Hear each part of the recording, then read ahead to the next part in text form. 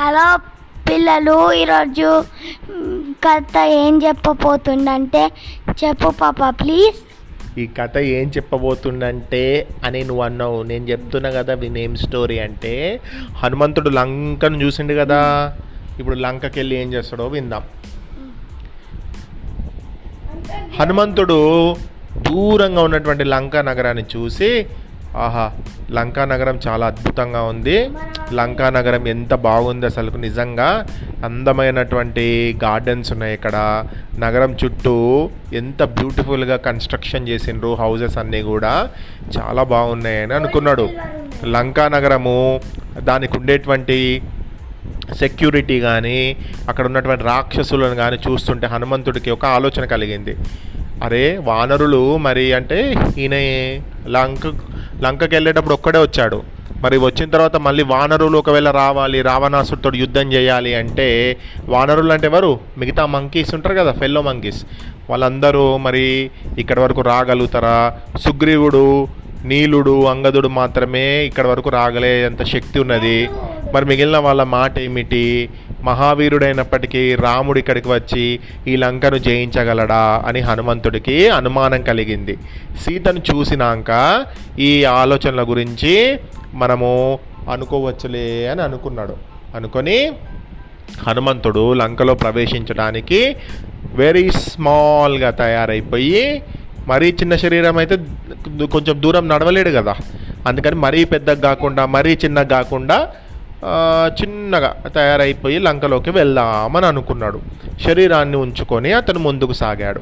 లంకలో జొరబడి సీతను వెతకడానికి రాత్రిపూట అయితేనే మంచిది అనుకొని హనుమంతుడు అనుకున్నాడు. ఎందుకంటే రాత్రిపూట అందరూ పడుకొని ఉంటారు కదా, ఆ టైంలో సీతాదేవిని చూడాలి అని అనుకున్నాడు. అందుచేత అతను సన్సెట్ అయ్యేంత వరకు చూసి ఓకే మెల్లగా లోపలికి ప్రవేశించాడు.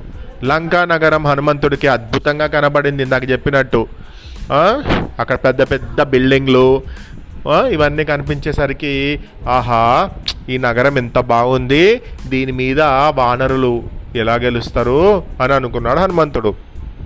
హనుమంతుడి ముందుడ ఒక భయంకరమైనటువంటి వికృతాకారం, అంటే భయంకరమైనటువంటి ఒక రూపం కనిపించింది. పెద్ద గొంతుతో అరుస్తూ, ఎవర్రా నువ్వు, ఇక్కడికి ఎందుకు వచ్చావు, నిజం చెప్పకపోతే నీ ప్రాణాలు తీస్తాను అన్నది.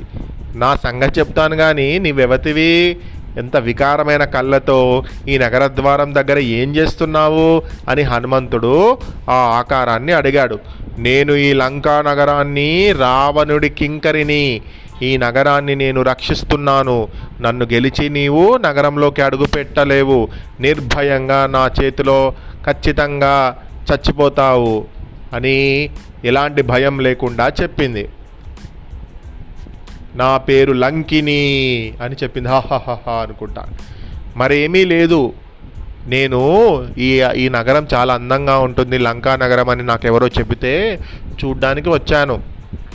నేను ఎలా వచ్చానో చూసి అలాగే వెళ్ళిపోతాను, ఇంకేమీ చెయ్యను అన్నాడు హనుమంతుడు. ఆ మాట విని లంకిని హనుమంతుణ్ణి గట్టిగా ఒక దెబ్బ కొట్టింది.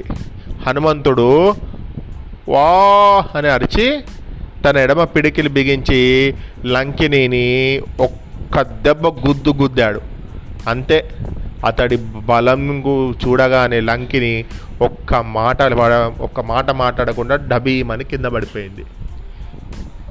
లంకిని హనుమంతుడికి ఒక నమస్కారం పెట్టి, అమ్మో, నువ్వెవరో బలవంతుడిలా ఉన్నావు, కోతిరాజా, నీవు మహాబలుడవు, నా మీద నీకు శక్తిని చూపలేక నన్ను కాపాడు, నేను ఓడిపోయాను, నన్ను క్షమించు, నువ్వు నన్ను చంపవద్దు అని వేడుకున్నది. అప్పుడు సరే లంకిని, నేను నిన్నేమనను, ఖచ్చితంగా నువ్వు నా నుంచి ఎలాంటి కూడా ఇబ్బంది ఉండదు అని నీకు నేను హామీ ఇస్తున్నాను అని చెప్పాడు. ఇక హనుమంతుడిని, నువ్వు ఖచ్చితంగా ఈ లంకని నాశనం చేస్తావు, నీవు రావడము ఈ లంకకు కూడా అశుభమే అని అనుకున్నది లంకిని. అనుకొని, అశుభం అంటే వెరీ బ్యాడ్ డేస్ వచ్చినాయి లంకకు అని అనుకుంది.